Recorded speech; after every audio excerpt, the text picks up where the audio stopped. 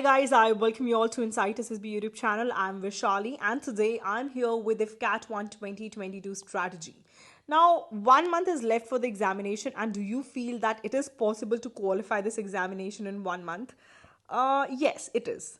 So, if I would have been at a preparatory stage like you, I would have thought, how is it even possible? एक महीने में इतना सारा syllabus, 4 subjects कैसे हो पाएगा? So it's actually possible. I will discuss how is it possible, but उसके लिए कुछ प्री रिक्विजिट्स हैं, कुछ टिक मार्क्स हैं जो आपको करने पड़ेंगे. एंड इस वीडियो के थ्रू आपको पता चलेगा what all you have to take a note of and किस तरीके से सिंपल टॉपिक्स करके भी आप इजीली मार्क्स लेके आ सकते हैं.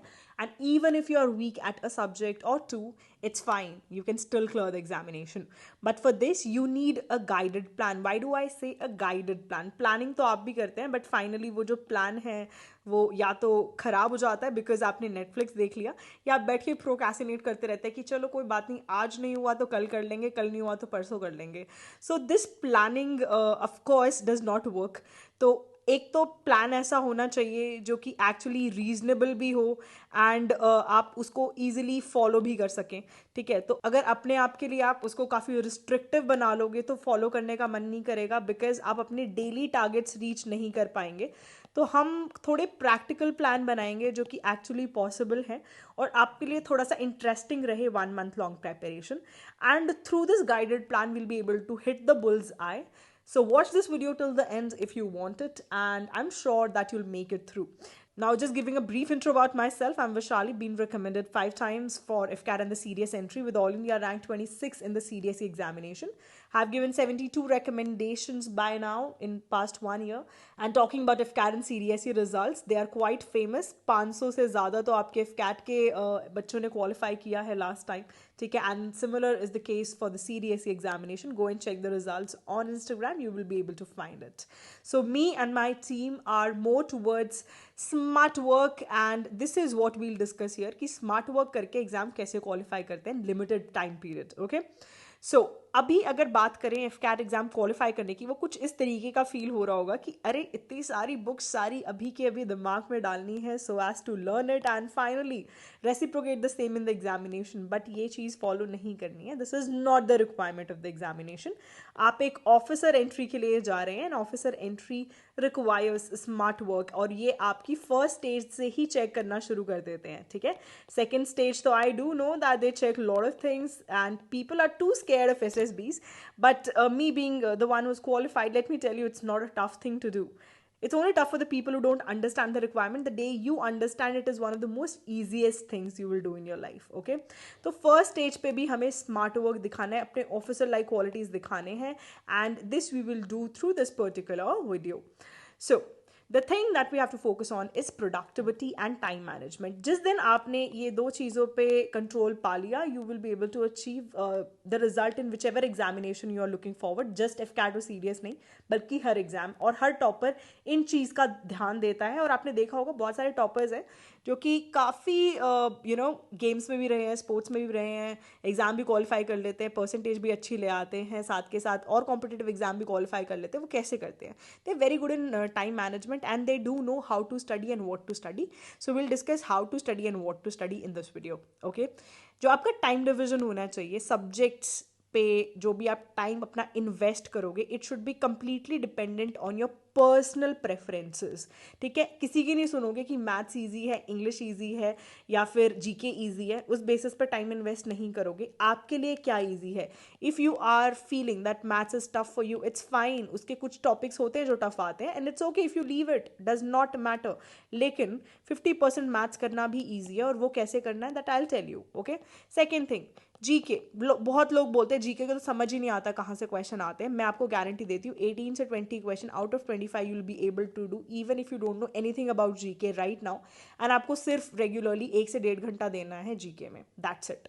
ठीक है, the third thing that I talk about is reasoning. Reasoning इतना ज़्यादा ईजी है कि किसी 10th क्लास के बच्चे को भी बोलोगे ना IFCAT का रीजनिंग का पेपर दे दो, 32 में से वो बहुत आराम से 25 क्वेश्चन सॉल्व कर लेगा. और अगर आपने थोड़ी ही प्रैक्टिस कर ली तो 28 क्वेश्चन करने भी ज़्यादा डिफिकल्ट नहीं है.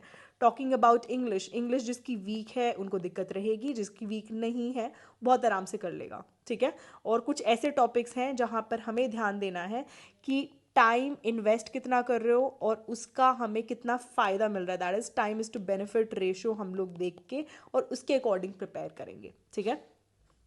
Major focus that should be there should be on the revisions, and we will focus more on repetitive revision, and we'll focus on less number of resources, because आप सबकी आदत होती है अपने सीनियर से पूछोगे कि कौन कौन सी बुक्स करनी है, 3-4 सीनियर्स ने 3-4 बुक्स बताई, सारी ऑर्डर कर ली अमेजन से, फाइनली कोई भी बुक अच्छे से नहीं करी और कुछ भी नहीं हुआ एग्जाम में, क्योंकि बार बार अलग अलग जगह से टॉपिक पढ़ा एंड कुछ समझ नहीं आया और ना ही कुछ कर पाए, ठीक है। To do list very very important. अब एक बात बताती हूँ आपको, अगर आप अपने स्टडिंग टेबल के सामने डे 1 डे 2 डे 3 करके 30 दिन का एक टाइम टेबल बना लें और हर रोज़ की एक टॉपिक डिवीजन कर लें, इसमें आपको आई गेस 1 से 2 घंटे लगेंगे, लेकिन ये आपको पूरे महीने बहुत हेल्प करेगा। This will make your 30 days very very productive. So what you have to do is topic wise लिख लेना कि अच्छा आज मेरे को ये टॉपिक करना है और ये कैसे करना है, I will tell you, okay. So ये टॉपिक्स लिख के एंड आपको रोज़ क्या करना है, क्रॉस करना है कि okay fine, day 1 I am sitting, आज मैंने ये भी कर लिया, ये भी कर लिया, ये भी कर लिया। रात के 12 बजे से पहले आपके दिमाग में क्लॉक रन करनी चाहिए that have to complete this. आपने 3 दिन ये चीज़ रेगुलरली फॉलो कर ली तो आप अगले 30 दिन उसको फॉलो कर लोगे। This is a habit that you basically develop. So this is the easiest way to actually follow any timetable, and this is what any topper also do, ठीक है। सो ये आप फॉलो करेंगे, रिपीटेटिव रिविजन्स करेंगे और subjects को properly divide करेंगे, ठीक है। इस वीडियो के थ्रू मैं आपको एक बात बता देती हूँ, जितने भी लोग हैं जिनके मार्क्स 100 से कम रहे हैं, they can clear this examination, ठीक है। इस वीडियो को देख के जिनके ज़्यादा मार्क्स रहे हैं 100 से, they can clear the examination with 180 to 190 marks, and anybody who has just cleared the examination या 5 से 6 मार्क्स कम रह जाते हैं हर बार FCAT की कट ऑफ से, they can easily clear this exam with 200 plus marks। आप में इतनी कैपेबिलिटी आराम से है, बस इस वीडियो को समझने की कोशिश करो that where exactly you are going wrong, because मेरा मेजर ध्यान रहेगा कि आपकी मिस्टेक्स को हटाऊं मैं, because you should learn from other people's mistake, and मेरे पास पूरा इसका, because I've taught so many students, I know what mistakes they do and I'm going to tell you the same, ठीक है। पहली अगर हम मिस्टेक की बात करें, that is cost is to benefit ratio हम नहीं देखते हैं। कॉस्ट बेनिफिट रेशियो का क्या मतलब है कि जैसे मैंने 60 मिनट्स मैथ्स में दिए, ठीक है, परसेंटेज टॉपिक पे, तो ऑफकोर्स 1 से 2 क्वेश्चन मैं उसके कर पाऊंगी सॉल्व, या फिर मैंने रीजनिंग को दिए, ठीक है, so I will be able to do those question in the exam. लेकिन एट द सेम टाइम मैंने 60 मिनट्स अपने इंग्लिश की वोकैबुलरी को दिए, मैं रैंडम वोकैब पढ़े जा रही हूँ। Are you sure those question will come in exam? No, that won't come. So ये आपने 60 मिनट्स वेस्ट कर दिए और आपके पास टाइम बहुत कम है, सिर्फ 1 महीना है। सो this is the cost benefit ratio. The second thing is you use multiple resources. आप ये बिल्कुल भी नहीं करेंगे, you will just and just use single resources I let you know, ठीक है। The third thing is you never go and check previous year questions and the syllabus, because you don't do this because of which you don't know what type of questions come in exam, और आप randomly सब चीज़ें पढ़ते रहते हो। We don't have to improve our knowledge right now because सब लोग government exam की प्रेपरेशन कर रहे हैं एंड हर कोई यहाँ पे जॉब ढूंढ रहा है। Nobody is here to improve their knowledge. Knowledge improve करनी थी तो स्कूल में ध्यान देना चाहिए था। This is the time when you're working hard for your government job. So please focus on that. You are here for a job, right? Or you are here to serve your nation. So as to do that, you need to be smart, okay? अब मैं बात करती हूँ आपका दिन कैसा दिखना चाहिए। सो ये आपके दिन का एक कट आउट पार्ट्स हैं और how you will use it मैं आपको बताऊंगी, ठीक है। बट उससे पहले हमें ध्यान देना है कि हम अपने कोर सब्जेक्ट्स पे ध्यान देंगे, ठीक है। आपका दिन कुछ इस तरीके से गुजरना चाहिए जो भी आप 30 डेज प्लान कर रहे हो। The second thing is that our major focus should be towards revision and question practice. We should not waste our time into other things. I'll tell you why I'm saying this thing, okay? देखो, अगर आपने चीज़ें revise नहीं करी, आपको चीज़ें याद नहीं रहेंगी, okay? And you'll not be able to do an exam. And talking about question practice, the issue is कि आप जिस तरीके से पढ़ रहे हो और जिस तरीके से आपको उस चीज़ को प्रोड्यूस करना है इन एग्जामिनेशन, ये चीज़ सिंक नहीं हो पा रही है। आप पढ़ते हो कुछ इस तरीके से जैसे कि आपको कोई रिटन एग्जाम देना है, आपसे कोई क्वेश्चन पूछेगा, अच्छा व्हाट इज टमाटा, और आप उसका आंसर लिख के आओगे, ठीक है। This is how you study. Even maths में भी आप यही बेवकूफ़ी कर रहे होते हो कि आप अपने स्कूल के जो तरीके होते हैं ना, पूरे लंबे लंबे क्वेश्चन सॉल्व करने के, जिस वजह से आपके पास टाइम की बहुत कमी रह जाती है एग्जाम में। आपसे अगर 18 क्वेश्चन है मैथ्स के, उसी पे टाइम सारा चला जाता है, 1 से 2 घंटा। So this is the useless thing you do, you have to have tricks here. अगर आपको एग्जाम में परफॉर्म करना है, you need to have tricks, you need to be smart. ठीक है, मैथ्स अब आप स्कूल के तरीके से नहीं पढ़ोगे, आपको ट्रिक्स के थ्रू पढ़ना है। किसी भी आप कोचिंग सेंटर में चले जाना, आज की डेट में ट्रिक्स पढ़ाता है, कोई नहीं पढ़ाएगा आपको वो monotonous way. It's not the time to improve your knowledge, it's time to know how to clear the exam. Okay, and at the same time you keep studying and you don't practice question, because of which दिमाग पे pressure बढ़ता है during the examination. उस time पे इतना attack आता है ना कि ओ शिट, मुझसे क्वेश्चन नहीं हो रहे हैं, बच्चे सारे क्वेश्चन सॉल्व कर रहे हैं, मेरे से 18 क्वेश्चन मैथ्स में अटक गया हूँ मैं।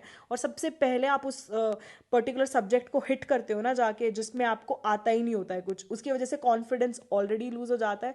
एंड वो जो अच्छा खासा आप शायद रीजनिंग में परफॉर्म कर सकते थे, जीके में परफॉर्म कर सकते थे, वो भी नहीं कर पाते हो। ठीक है, सो आपके साथ क्या इशू है, आप सिंक नहीं कर पा रहे हो, पढ़ किसी और तरीके से रहे हो, स्कूल पैटर्न से, और आपको जो प्रोड्यूस करना है एग्जाम के अंदर वो कुछ और है। आपको एमसीक्यू के अकॉर्डिंग प्रोड्यूस करना है एग्जाम के अंदर, आपको ट्रिक्स चाहिए, आपको शॉर्टकट्स चाहिए। ठीक है, तो क्वेश्चन प्रैक्टिस करो, समझो कैसे हमें क्वेश्चन सॉल्व करना है, और टाइम लगाओ, टाइम लिमिट में करो कि यार मुझे ये 1 मिनट में क्वेश्चन सॉल्व करना है। मुझे अगर 30 क्वेश्चन करने हैं अभी रीजनिंग के सॉल्व, तो मुझे किसी भी हाल में आधे घंटे में ख़त्म करने हैं, सो दैट आखिरी में मेरे पास टाइम इतना हो कि मैं मैथ्स के भी क्वेश्चन सॉल्व कर पाऊँ। ओके, डिस्ट्रीब्यूट करो टाइम रेगुलरली, अपने दिमाग को ट्रेन करो according to examination. This is what you are going wrong at. ठीक है, the next thing is that you should instead focus on topics, and you just keep focusing instead on subjects. हमें subject पे focus नहीं करना है कि अच्छा biology पढ़ लेता हूँ, ओके आज मैं हिस्ट्री पढ़ लेता हूँ, ऐसे नहीं पढ़ना है। टॉपिक्स हैं जहाँ से क्वेश्चन आते हैं, let me tell you the topics. Static की अगर मैं बात करूँ आपसे, तो स्टैटिक जीके में डिफेंस से क्वेश्चन आते हैं, जितने भी आईएनएस है ये कहाँ पे है, इसका बेस कहाँ है, ऐसे क्वेश्चन आएंगे आपके पास। ठीक है, सेकंड क्वेश्चन इज़ कि अच्छा कुतुब मीनार वगैरह है जैसे, तो ये किसने बनाया था। Okay, these are the type of questions they ask you in the examination. Then the third type of question they ask is ये पर्टिकुलर डिफेंस इंस्टीट्यूट कहाँ पर है। ठीक है, देन स्पोर्ट्स में बहुत इजी क्वेश्चन है, अवार्ड से क्वेश्चन आते हैं, स्पोर्ट्स में से भी क्वेश्चन आएंगे आपके। अवार्ड्स में कैसे आएंगे, जैसे पुलित्जर प्राइज है, फर्स्ट किसे मिला था, नोबेल प्राइज हमारे इंडिया में से पहला किसको मिला था। So these are the type of question they ask you. Sports में से 4 से 5 क्वेश्चन हर बार आने हैं आपके। कहाँ से क्वेश्चन आते हैं, आपसे पूछ लेंगे कि अच्छा ये पर्टिकुलर ट्रॉफी किस स्पोर्ट से रिलेटेड है। ठीक है, उसके बाद ये पर्टिकुलर कप किस स्पोर्ट से रिलेटेड है। अच्छा ये पर्टिकुलर जो टर्म है, जैसे कि हुक हो गया या फिर आपका स्नक हो गया, ये कौन से स्पोर्ट से रिलेटेड है ये particular term. So these are the kind of terms they ask you in the examination. तो ये आपको पता होनी चाहिए। ओके, यहाँ से 4 से 5 क्वेश्चन आने हैं। उसके बाद हिस्ट्री एक बहुत इंपॉर्टेंट सब्जेक्ट है, साइंस से क्वेश्चंस नहीं आते गाइस, साइंस को मत पढ़ो इतना ज़्यादा एफकैट में। सीडीएस एग्जाम नहीं है, जितना यूजलेस साइंस है एफकैट के लिए, उतना ही इंपॉर्टेंट सीडीएस के लिए है। Please try and understand this. और साइंस में बहुत स्पेसिफिक टॉपिक्स है कहाँ से क्वेश्चन आ रहे हैं एफकैट में, don't study full of science. History बहुत इंपॉर्टेंट है, हिस्ट्री में कहाँ से क्वेश्चन आते हैं, अच्छा जो फर्स्ट लेडी थी जैसे रजिया सुल्तान है, उनके बारे में क्वेश्चन आ गया। ठीक है, उसके बाद आपके ट्रैवलर्स से क्वेश्चन 100% आना है। फिर पूछ लेंगे अच्छा फर्स्ट इस पर्टिकुलर डायनेस्टी का रूलर कौन सा था, या फिर लास्ट रूलर कौन सा था, ये क्वेश्चन 100% पूछेंगे। फिर अगैन आई टोल्ड कि कांग्रेस के सेशंस भी बहुत ज़्यादा इंपॉर्टेंट है। ठीक है, ये पर्टिकुलर सेशन सूरत स्प्लिट जो था ये कहाँ हुआ था, मतलब दे लास्ट यू ईयर्स। ठीक है, गवर्नर जनरल पूछ लेंगे, गवर्नर जनरल बहुत ज़्यादा इंपॉर्टेंट है, जितने भी हैं उन्होंने क्या किया था, या फिर ये पर्टिकुलर मूवमेंट किसके टाइम पे हुई थी। इस तरीके के आपसे क्वेश्चन पूछ लेंगे। एंशंट में स्पेसिफिक एरियाज हैं जहाँ से क्वेश्चन आने हैं। मेडिवल की बुक्स बहुत ज़्यादा इंपॉर्टेंट है। तो टॉपिक्स पढ़ो, डोंट गो फॉर कि अच्छा मुझे तो पूरी क्रोनोलॉजी स्टोरी याद करनी है, मुझसे तो कोई क्वेश्चन पूछेगा। Nobody is taking your interview there, people want to see कि एमसीक्यू सॉल्व कर पा रहे हो उन 4 ऑप्शंस में से, are you able to just find out what is the answer, that is all they are looking forward for. Okay, so this is the thing that you have to focus when you are making a time division of your whole day. ठीक है, अब हम बात करेंगे कि हमारा दिन किस तरीके का दिखना चाहिए।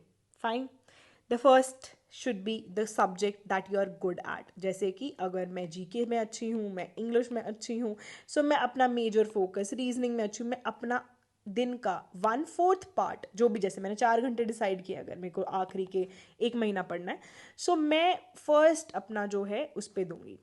The second part of my day will go to revision. जो मैंने पिछले 2-3 दिन में पढ़ा है मैं उसको बार बार रिवाइज करूंगी, क्योंकि तभी मैं उसको एग्जाम में रेसिप्रोकेट कर पाऊंगी। The third part of my day will go just in question practice, because अगर ये नहीं किया तो एग्जाम में मैं कुछ भी नहीं कर पाऊंगी। जितना पढ़ा ना, जितना रिवाइज किया, उसका कोई यूटिलिटी नहीं है। और फोर्थ जो पार्ट है that I will give to subject that I am weak at. ठीक है, क्योंकि इन वीक सब्जेक्ट में भी 50 से 75% क्वेश्चन सॉल्व करना टफ नहीं है। I am not just a second third class student, because 10th level की मैथ्स आ रही है और 50 to 75% क्वेश्चन ऐसे हैं जो नॉर्मल ट्रिक से आपके सॉल्व हो जाएंगे। That's it, that is all you need to do, right. So this is how my day should go, और ये मेरे 30 के 30 दिन इस बेसिस पे जाने चाहिए। इसके अकॉर्डिंग मैं अपना एक टाइम टेबल बनाऊंगा या बनाऊंगी। This is like a crash course time table for 30 days, right. So अब इसमें हमने क्या किया, एक चीज़ का और ध्यान देना, कभी भी सिर्फ एक सब्जेक्ट को कभी मत लेके बैठना। जैसे कि मैथ्स लेके बैठ गए तो बोर हो जाओगे, not be able to study for 4 hours. हमेशा सब्जेक्ट इस तरीके से लो कि एक लर्निंग सब्जेक्ट है और एक प्रैक्टिस वाला सब्जेक्ट है। तो इससे क्या होगा कि मज़ा आएगा पढ़ने में, ठीक है, बोर नहीं होगे। तो अपना रेगुलर जो भी आपने काम किया है उसको आप इजीली एम कर पाओगे, ठीक है।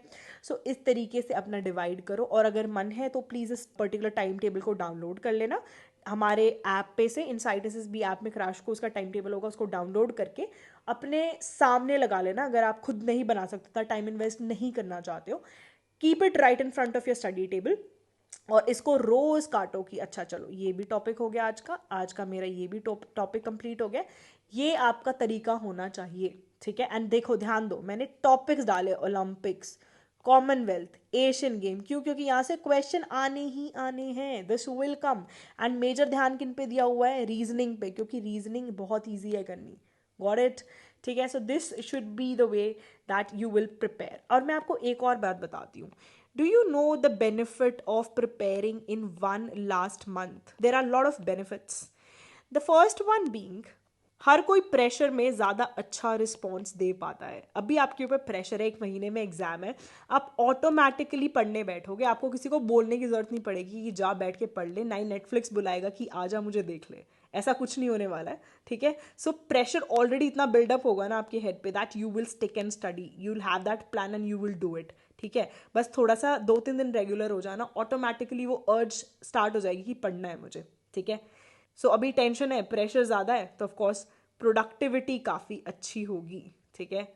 द सेकेंड थिंग, कॉन्फिडेंस बहुत कम है अभी आपके अंदर, ठीक है। इसके भी फायदे हैं। जितने लोग पहले से प्रिपेयर कर रहे हैं 5-6 महीने से, वो ओवर कॉन्फिडेंट हो चुके हैं, आखिरी के महीने रिवाइज नहीं करेंगे, और रिवाइज नहीं करेंगे उस वजह से they will not be able to reciprocate in exam. आपने अभी अभी बिल्कुल नया ताज़ा पढ़ा है, you will be able to reciprocate. Confidence आप में कम है, इसका फ़ायदा मिलेगा एग्जाम में। The third thing is that you won't forget, revision की ज़्यादा ज़रूरत नहीं पड़ेगी, ठीक है।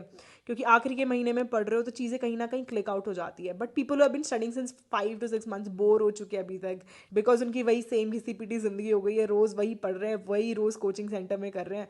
सो दिस इज द फायदा of studying in last 1 month। जितने इसके फायदे उतने नुकसान भी, अगर ये फॉलो नहीं किया तो ऑफकोर्स एग्जाम क्वालिफाई भी नहीं होगा, and maybe they will qualify. So इस पर्टिकुलर चीज़ के फायदे उठाओ, ओके। अब हम बात करेंगे सिलेबस। जैसे मैंने आपको बताया बहुत ज़रूरी है, लेकिन आप देख रहे हो ये आपकी नोटिफिकेशन का सिलेबस है, कितना वेग है। तो इसमें क्या पढ़ना है, उसके लिए प्रीवियस ईयर क्वेश्चंस ज़रूरी हैं, क्योंकि कैट का भी सेम आता है सिलेबस ऑलमोस्ट, ठीक है। एसएससी सीजीएल में भी कुछ कुछ ऐसा ही सिलेबस है। तो फाइंड आउट कैसे करोगे डिफरेंस? क्वेश्चन तो सेम टाइप के आ रहे हैं, हिस्ट्री ज्योग्राफी दे दिया इन्होंने, लेकिन क्वेश्चन कहाँ से आ रहे हैं बताया मैंने आपको, साइंस बेसिक आ रही है, ठीक है। तो आप पढ़ना ऐसा शुरू कर देते हो जैसे 11th-12th आप अभी ही क्लियर करोगे, सारे बोर्ड्स भी आप ही दोगे, ठीक है। सो हमें वैसे नहीं पढ़ना है, ठीक है। तो सिलेबस सब लोग देख लो, और इसका जो पढ़ना कैसे, वो प्रीवियस ईयर क्वेश्चंस देखने पड़ेंगे, ठीक है।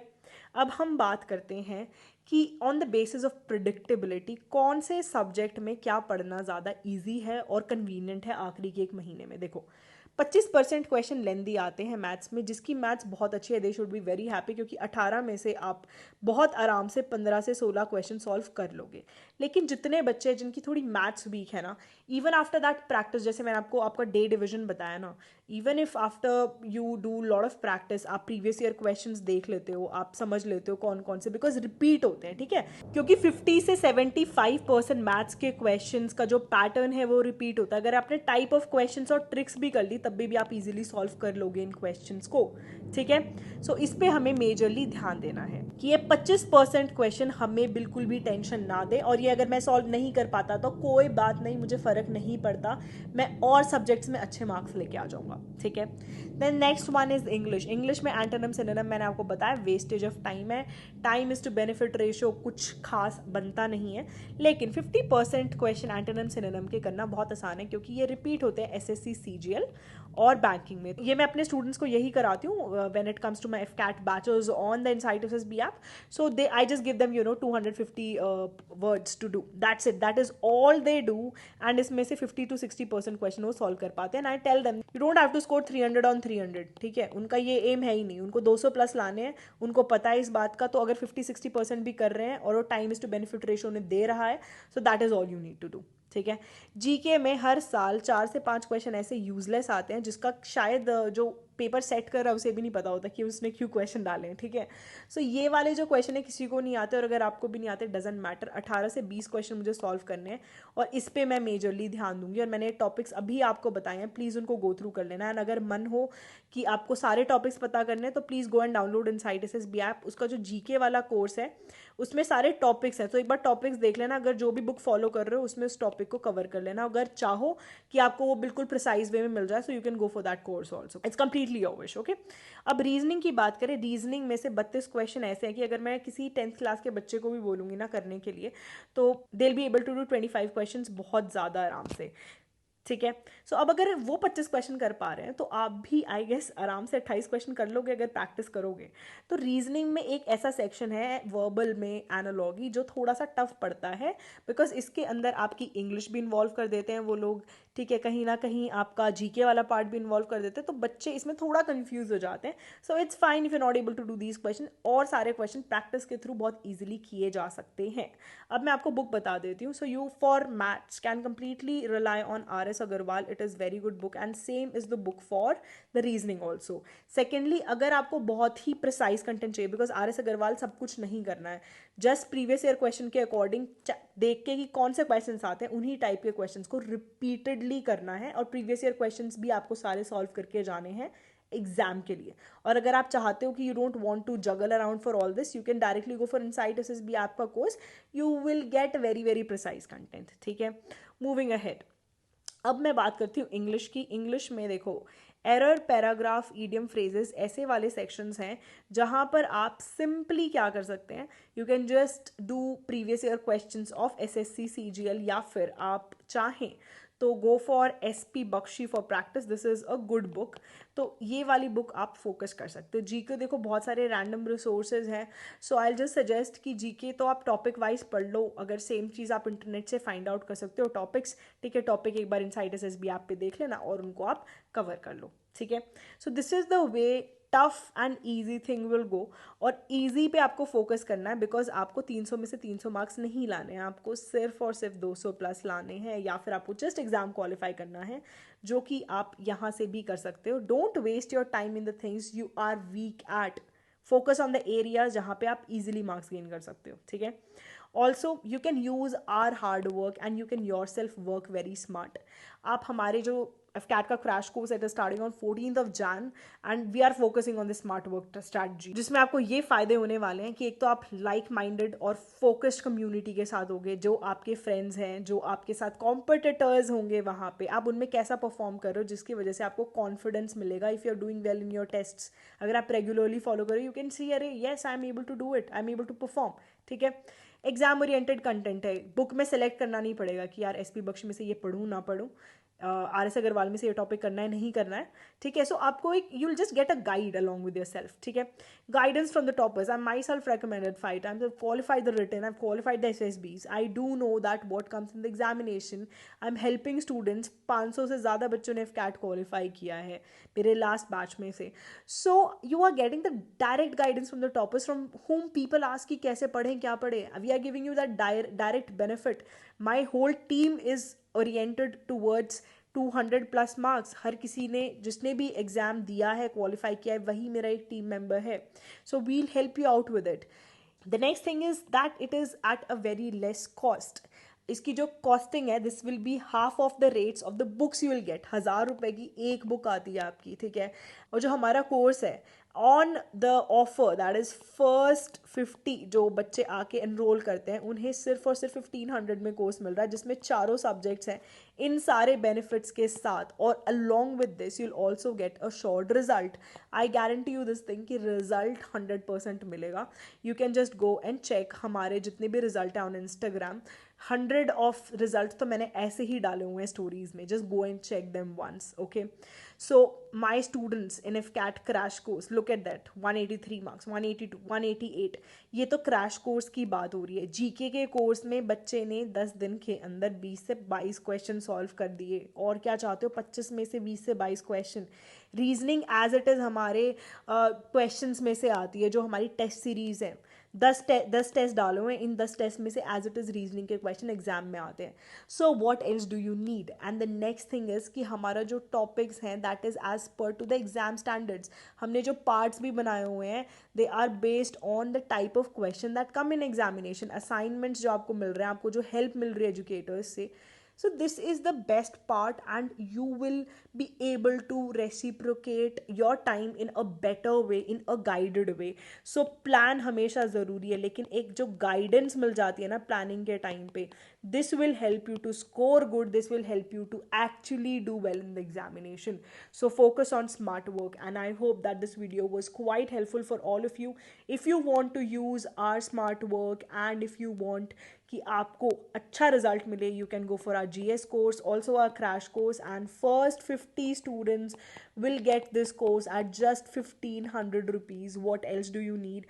Go and book your seats right away so that on 14 Jan we just kickstart this preparation at a level कि जो बच्चे एग्जाम क्वालिफाई करते हैं उसमें हमारा नाम हो. We will boldly write our names in the FCAT selected students list. Okay, so all the best guys, keep working smart and all those who cannot afford a course, tension लेने की ज़रूरत नहीं है.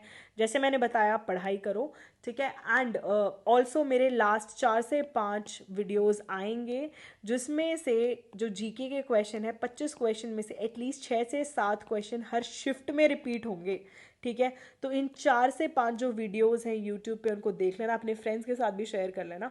This will help you to clear the examination with at least 20 to 25 more marks. Okay, all the best, keep working smart and always focus on smart work.